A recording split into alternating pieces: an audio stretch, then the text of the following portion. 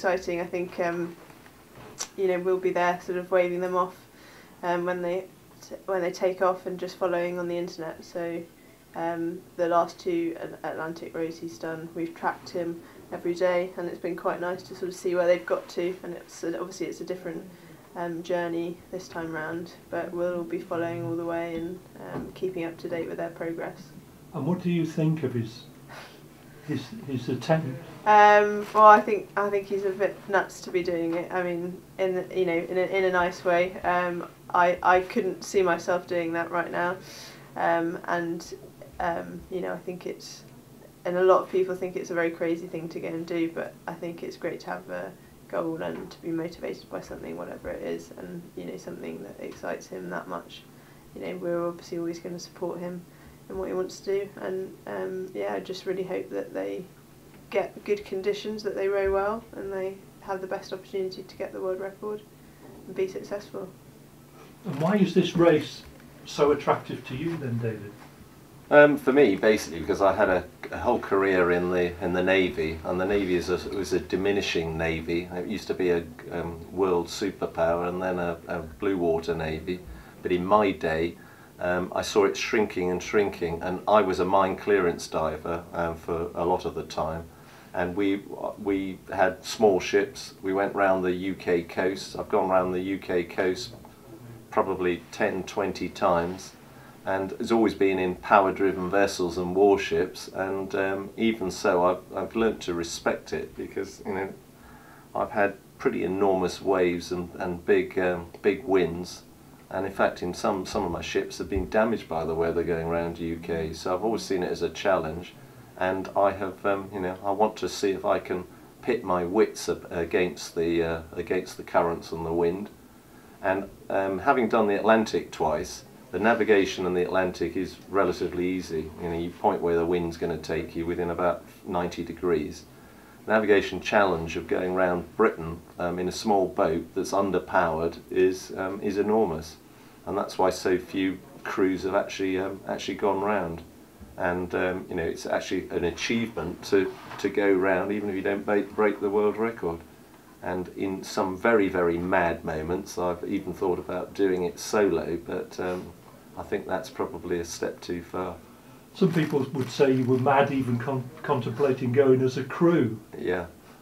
Well, you know, it takes all sorts. I mean, my job in the Navy as a mine clearance diver, I had a different outlook on risk maybe than other people, and so that probably, you know, tarnishes your risk analysis when you pick something to do. And what do you think? What's your assessment of your chances then of either winning or even breaking the world record? I think the assessment of just actually getting around is weather dependent, and that's the key between what Sophie did and what I've done in later life. Basically, in Sophie's rowing and in my rowing as a lightweight back in the 80s, it's your stamina, your fitness, your skill and your technique. Basically, everybody who rows at top level has got boats that are roughly the same. They're the top boats that money can buy. They've basically got the same coaches, they've got good coaches, they've got good support systems, and at the end of the day, 9 times out of 10, it's the best crews, well prepared on that day, who you know, win the gold medals. In ocean rowing, it's not like that. You need a good boat and good crew, but most importantly, you need luck with the weather.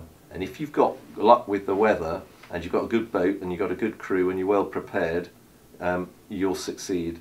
And we can break the world record if we have the weather right.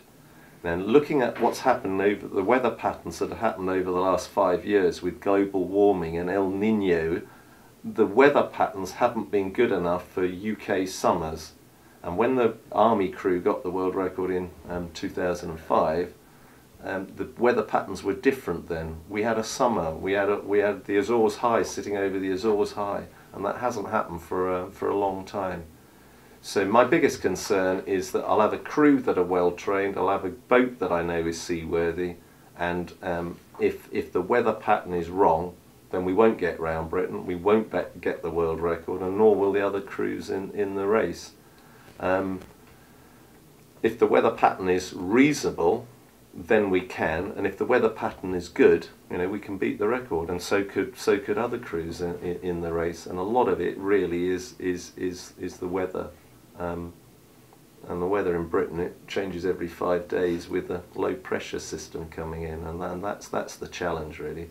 And you have to have a good knowledge of the weather, and you have to plan ideally a day or 2 days ahead. You've got to know what the weather is going to be in 2 days ahead, especially when you're a low-powered vessel, because you've got options every day, every minute virtually, and you have to decide which of those options are you taking, and knowing what the conditions are in tomorrow and the day after will help you do that. And you know, I respect the sea. I know it can be bloody cruel. I've been around Britain, and in fact one ship I was in on the top end of Scotland in Cape Wrath, the wind anemometer on the bridge went to 110 knots, and the needle was pushing past, trying to get past that, and there was a little pin stopping it to get past that. And our ocean rowing boat, 110 knots off Cape Wrath, there's going to be some problem. So, you know, it's luck. It really is. It's luck with that weather. And I think all the crews that are in this race will be, you know, will be praying to the weather gods that they're on their side. And basically what you need to do as well is you have to, going around Britain is basically a rectangle. So you basically want easterlies for the first week, you want southerlies for the next week, you want a bit of a westerly for a few days, and then you want northerlies for the next week. And if you get those, fantastic, we'll beat that world record, and we'll knock, you know, days off it.